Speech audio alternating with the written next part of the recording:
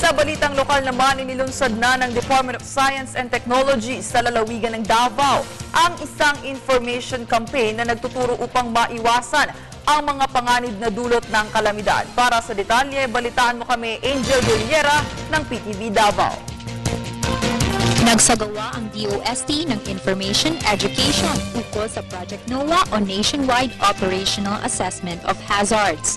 Ito ay proyekto ng gobyerno na ang layunin ay magbigay alam sa sambayanan sa peligro na maidudulot ng mga kalamidad. Ang flash flood ay isang malaking probabilidad sa rehiyon ng Mindanao dahil ito ay napapalitan ng mga bundok at ng mga ilog. Ang pagbagsak ng ulan ay kinukolekta ng Mindanao na parang isang malaking batya katulad na lamang sa nangyaring bagyong Pablo na kung saan ang level ng tubig ay umabot hanggang 6 na metro na mas mataas pa kaysa sa sukat ng pangkaraniwang tao na 1.5 meters. Ang climate change ay isang dahilan kung bakit binabagyo na ang Mindanao, kasalungat sa sinasabing hindi ito napapasukan ng bagyo dahil sa mga nakapaligid na bundok.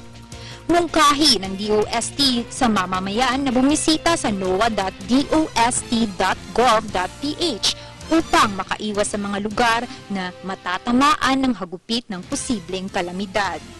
Sa pagbukas ng website, ang mga tab na pinakataas ay kailangan i-fill up. Una ay ang search tab, kung saan ilalagay ang lokasyon ng iyong kinatitirhan. Makalawa ay ang overview. Ito naman ay magbibigay impormasyon sa kung hanggang anong oras babagsak ang ulan. Ang Weather Outlook tab naman ay magsasabi kung gaano kalakas o kahinang pag-ulan, temperatura, lakas ng hangin at humidity sa isang lugar. At ang huli ay ang flood map.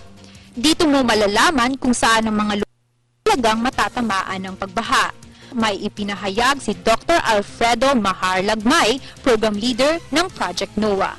At mayroong mga prediction na yung mga climate change effects na kapag ito ay tumama, maaaring mas maging frequent ito o kaya ito ay mas magiging malakas. No? Ito yung mga predicted impacts ng climate change. No?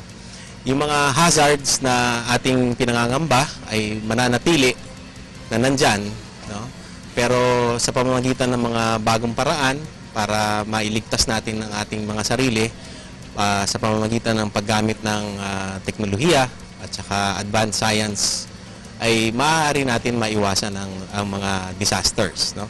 Para sa Telebisyon ng Bayan, Angel Guerrera.